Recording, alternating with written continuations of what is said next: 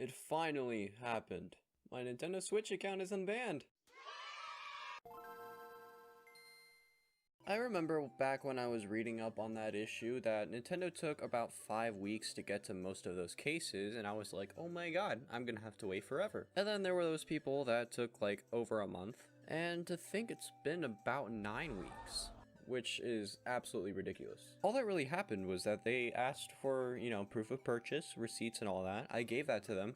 They asked for a finalized refund, and I gave them a screenshot of that, and then they told me to call them, and I did.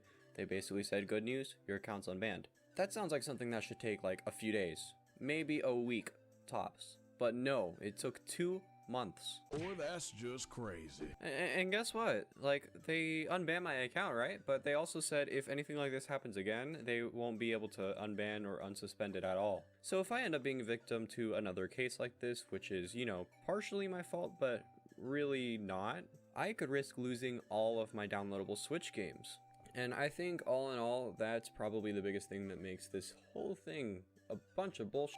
Like, this long list of games right here, that should be my property. I purchased those games with my own money, so regardless of what I did to get banned, I shouldn't have those taken away from me. Restricted online access would be more understandable. Anyways, I guess in this video, I wanted to talk about the things you could do being banned. Cause my account got suspended during this whole pandemic thing. I had a lot of free time on my hands. Everyone was playing Animal Crossing and I kind of felt like that SpongeBob meme. So, what if you're suspended? What do you do? Or maybe your account's permanently banned. Well, first off, if you're suspended, not fully banned, kick and scream until you get unbanned. However, I heard that calling Nintendo's customer support can often move your place in line further backwards. So I'd be careful with, how much you persist. It might be just a better idea to religiously check your email 20 times a day like I did. So this is what you do if you get banned from Nintendo Online. That's it. That's the video.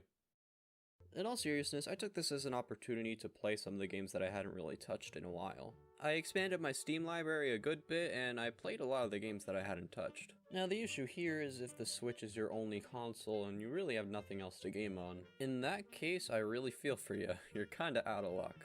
The only thing I could say is see if you have any physical games and play those. The thing about being banned from Nintendo Online is all of your downloaded games are pretty much unlaunchable, but if you have any cartridges you could still play those. So at least there's a silver lining there. Maybe you could find a long RPG or something like that, buy the physical version and just play offline. If RPGs are your thing anyways. This really mostly affects people who have a large downloadable library like I do. If you're one of those people who maybe your parents buy all your games and instead of giving you eShop codes, they just kind of buy your games physically, then you are kind of in a better spot here. You won't be able to play any of your games online obviously, or purchase DLC or anything like that, but you'll still be able to play all your games. All in all, because of this whole situation, I'm probably going to end up buying more physical games in the future. But if you have any other consoles, I would just take this as an opportunity to really play some of the games that you haven't really touched. And if you're really in the mood for some Nintendo games, I would consider looking into their backlog.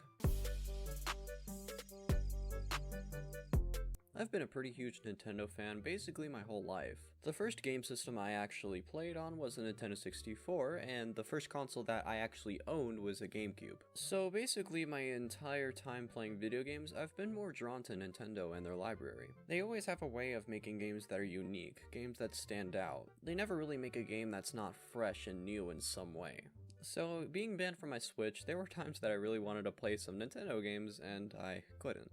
Not without going to their older consoles at least. I ended up setting my Nintendo 64 on my HD TV and it turned out pretty well. No, I didn't just use standard composite, I ended up investing in some converters to make it look really nice, but honestly that's going to be more of a topic for another video. But because of this, I was able to really enjoy some of the older games again. I ended up investing a lot of time in Ocarina of Time, trying to 100% it. I haven't finished it just yet, but that's something I definitely plan on doing. Quite honestly, I think this was the best solution I came up with for getting that Nintendo fix, if that makes any sense. Playing the games of my childhood on the original hardware really kind of made me feel like a kid again. Just sitting in my room room playing Ocarina of Time, not really worrying about anything else, I kind of felt some sort of magic that I hadn't felt since I was a kid. So if you're banned from your Switch and you kind of want to play some Nintendo games, I would recommend going into your closet and digging out those old Nintendo consoles. I think if you're bored and you want to play some good games, it'd be a really good way to invest that time. Alternatively, you could emulate games if you don't have those consoles. This is a little bit more controversial. A lot of people don't want to look towards emulation and they think of it as piracy,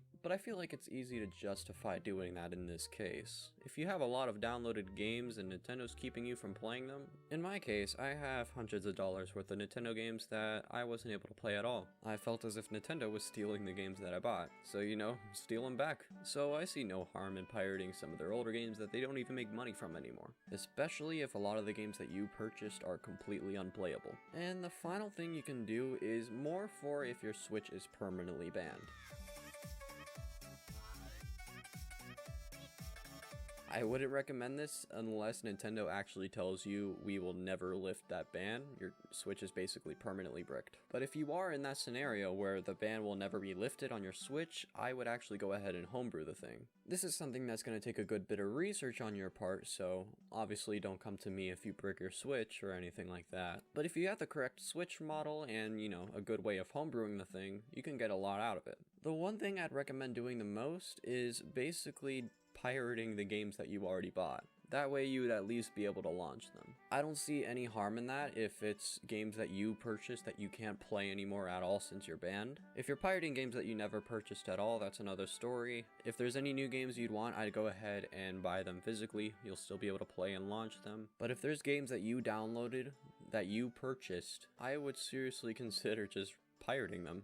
I mean, they're your games and Nintendo basically took them from you.